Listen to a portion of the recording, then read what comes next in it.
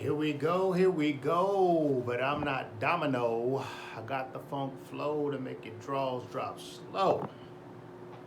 Make sure I'm all adjusted right. Get everything adjusted good. Okay, there it is. There it is. Okay. Here we go. Today on the checkerboard floor. First of all, welcome. Take my glasses off. Welcome, welcome, welcome. Welcome to the checkerboard floor, a podcast that's just looking for truth. What we do is we dig in to certain situations and we historically dissect them and take them apart. So what we're doing today is we're talking about something that I've been really learning about that I wasn't taught in school. When I talk to a lot of people now, they don't even understand what I'm talking about, and it's white or black people. So, what we're talking about today is white supremacy. And white supremacy, does it exist? And if white supremacy does exist, who's maintaining it? Where is it at? Because everybody you talk to, nobody's a white supremacist. Everybody you talk to, nobody understands it. Nobody really knows what you're talking about. And I know white supremacy, we all get along together.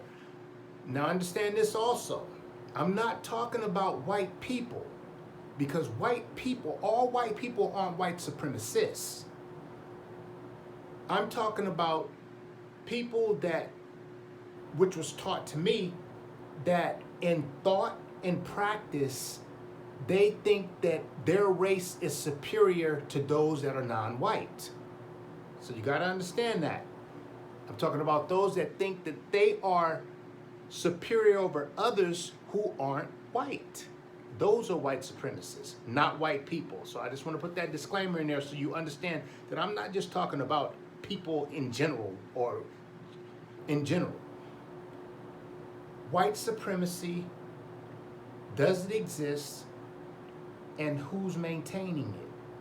So if you talk to people nowadays, like I was talking to a guy the other day. I said, what do you think about white supremacy? He said, KKK, man, I don't know about them. And this is a white guy. I'm not talking about the KKK. Those are white supremacists in the form of extremism. Those are just over-the-top extremist whites. I'm talking about people that maintain this system that we're in. And the system that I'm talking about is the system that covers the banking, that covers the schooling, that covers everyday life. Regular people out there that are on autopilot with the system and don't even know it. Those are the people that I'm talking about. So I'm not talking about the KKK or skinheads or the Boogaloo Boys or the guys that ran over January 6th that tried to overthrow the government. Those are extremists. They're just on some bullshit anyway. They're just out there doing what they do. I'm talking about a system that was designed to be against black people in general. This system was designed which was taught to me, that it's like actually I got this from Dr. Claude Anderson. It's like a Monopoly game. Black people have been systematically put into a real live game of Monopoly. You worked hard all your life to have something. But when you work hard all your life, you're supposed to be paid and compensated for it. So therefore, at the end of that work, you can buy things, you can own things, you can have something. But if you go back to the early 1600s when the slave system started, I used to think that it was just the United States that was a major power from slavery, but I've learned that this entire planet was built off black slave labor, off of free labor. It's the free labor that got everything up and running. So in this monopoly game, black people in the beginning weren't given any money. White people were given 100% of all the money. Black people rolled the dice. You landed on a property, you couldn't buy anything. White people rolled the dice. They've already started off with something. Let's say $500. They roll the dice, they land on the property, they buy it. Black person rolls the dice, he lands on something, he gets nothing. He has nothing. And so on and so forth, all the way around the board. And let's run that board for about 600 years. At the end of the game, the white player owns everything on the board. Remember, the black person got nothing. He owns everything on the board. Now, after this time period of about 300 years, he's saying to you, or about 400 years, he's saying to you now, okay, here's $100. Compete now. Compete. You own everything. Whatever I land on, I have to pay you rent. Whatever utility I land on, I have to owe you. This $100 ain't gonna take me anywhere. And I'm using this on a small scale so just you get the context of what I'm getting at. This real life Monopoly game has put black people so far behind in ownership financially on anything that now we're playing catch up. And this catch up game is, we're so far behind, the catch up game is just like, we can't catch up. He said, Dr. Clyde Anderson says that if the system were to stop today, it would take black folks 200 to 400 years just to catch up. If the system stopped today and a white person didn't make any more money or do anything else, it would take us that amount of time just to catch up. If it's all stopped. So this system is in play. The people you talk to, they say to you, yeah, we don't see what you're talking about. We all hang together, we date each other, we see each other the same in the same eyes, but what I'm getting at is the system. That's what I'm really trying to drive home.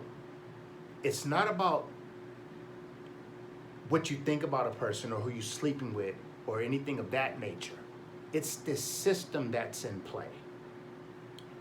Once again, I thought it was just the United States that are major powers. I was watching this movie last night. It was about luxury ship liners. And it was talking about everything. It went from the beginning of time when the very first luxury ship liner was launched. And then it talked about, the Titanic. And it went from the Titanic showing you its progression.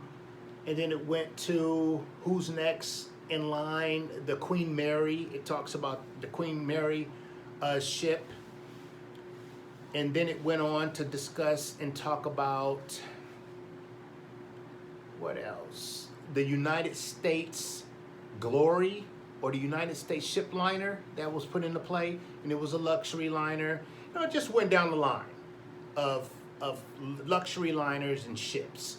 Then it got to a company called Bristol. And I'm like, damn, I've heard of Bristol before. The Bristol Shipping Company was a part of this luxury liner cruises. Then it showed like the year it was built. It was like the 1800s. They were building ships and I was thinking, okay, if what I'm learning about slavery and how black people built this country, did they all, since slavery was so big at that time in the 1700s, did they build those ships too? So I looked it up. Not only did they build the ships for Bristol Shipping Company in the city of Bristol, which is in England. It's in in a port city southwest of England. It created their financial economy. They were so big in the slave trade in England.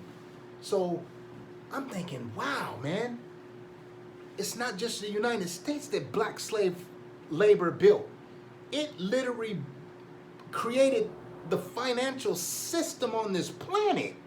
So I dove into the Bristol company, and it was talking about Bristol was huge in the Atlantic slave trading.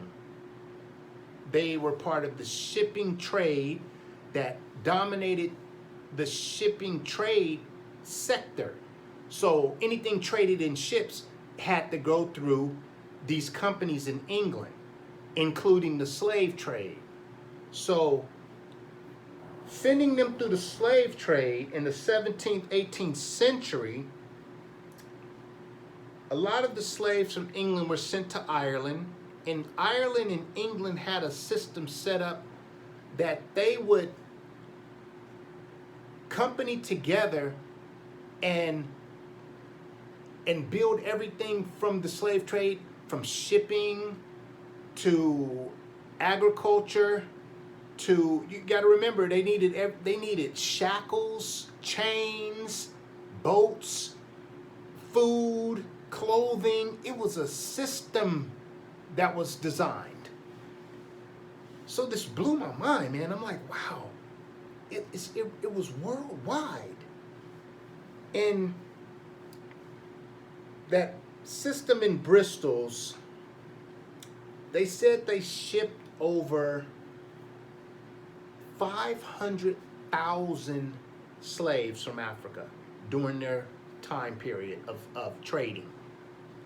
During that time period of shipping and trading, they built their economy. So not only did they have black people building the ships, black people were in England building everything from, they were the builders of the buildings downtown. They were the painters. They were the everything that you could probably think of. I mean, you try to think of some, what weren't they? They were the agriculture. They took care of the animals, the farmers. So it takes me back to what I'm saying about the system. It's not just something that the United States just had people picking cotton out there just doing simple tasks. And you hear people talking about, well, slavery wasn't really that bad. Slavery was just something that happened, in the United States. And no, it was that bad. It was really that bad. And in England, let's go back to England. They not only, they ended it in, it went from about 1730 to about 1745, 1750 is when it ended. Once that system ended, it ended in verbal. But to end in law, it ended at about 1780. In the 1780s, it ended in law. Now that law was put together, and it gave the slave owners back their money.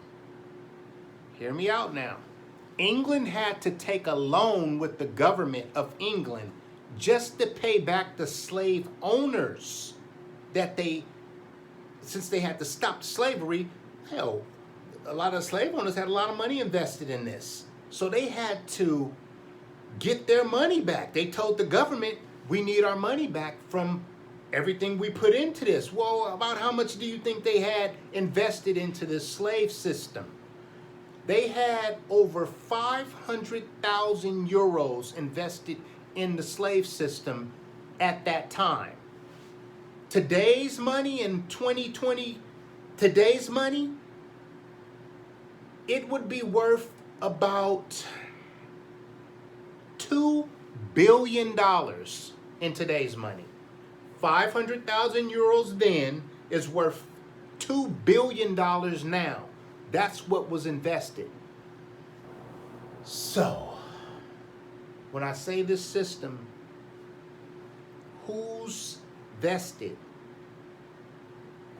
It was something put into play to literally keep black people marginalized at the lowest end of a economic system. So now we get to the point where we're black people, foundational black Americans. I can't just say black people because it's not. Foundational black Americans, I was also taught this too, because at a point in time, I was a Pan-Africanist. I really looked towards Africa as seeing Africans as being black, people as being black. But the more Africans I talk to, they don't consider themselves black. They consider themselves African.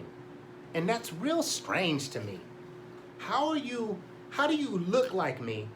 Sometimes some of them are even blacker than me. How do you look like me and you think that you're not black, or you think that you're something else, you think you're an other? And I want to say, well, maybe they just think they're African because they didn't go through the slave trade. They went through colonization, where they were colonized, so they didn't have to go through the brutal chattel slavery of the United States, so they don't see it like me. So maybe they just think that they're just African and not black, being that the term black was put on us by white supremacists. That's a term that white supremacists created. They said that we're white, you're black, to differentiate the two so they can have a justification for the slave system. And they had to know, well, who we're going to enslave. We're not going to enslave our own.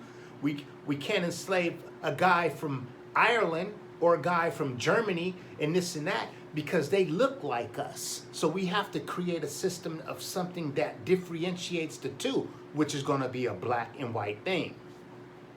So they put that into play. So I'm thinking maybe that Africans don't see themselves as that because they didn't go through that system.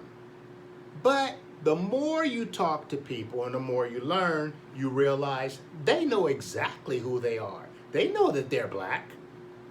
A lot of them know that they're black.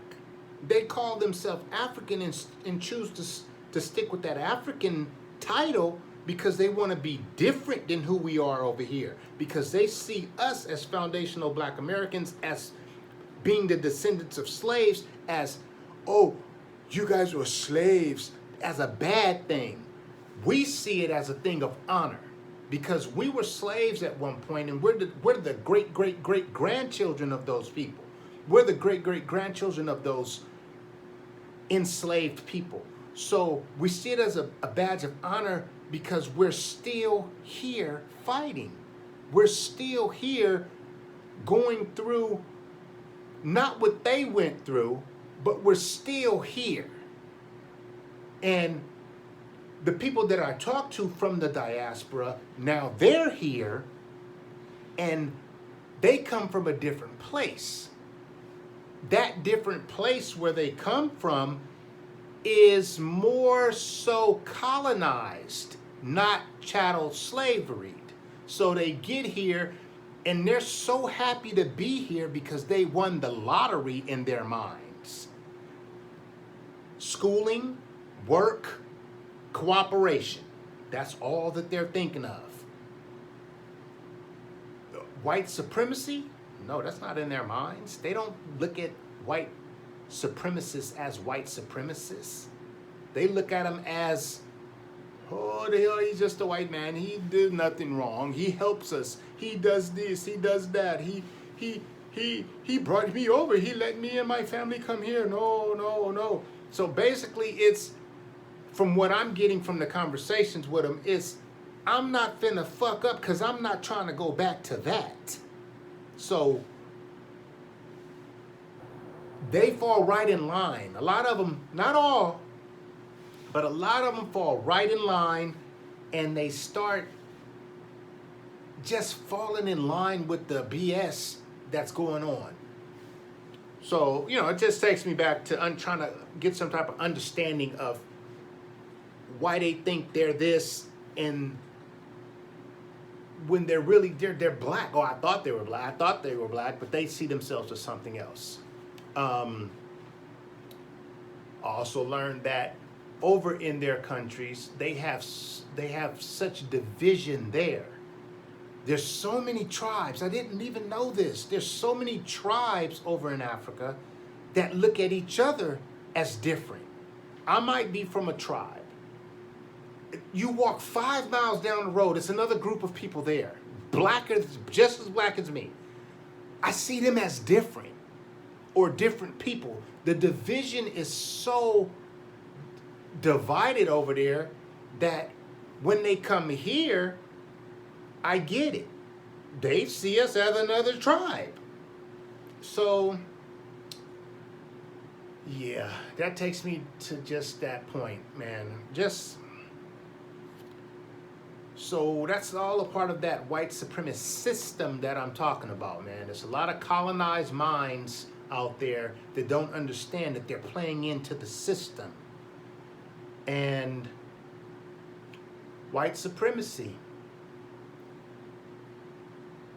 Does white supremacy exist? And if so, who's maintaining it?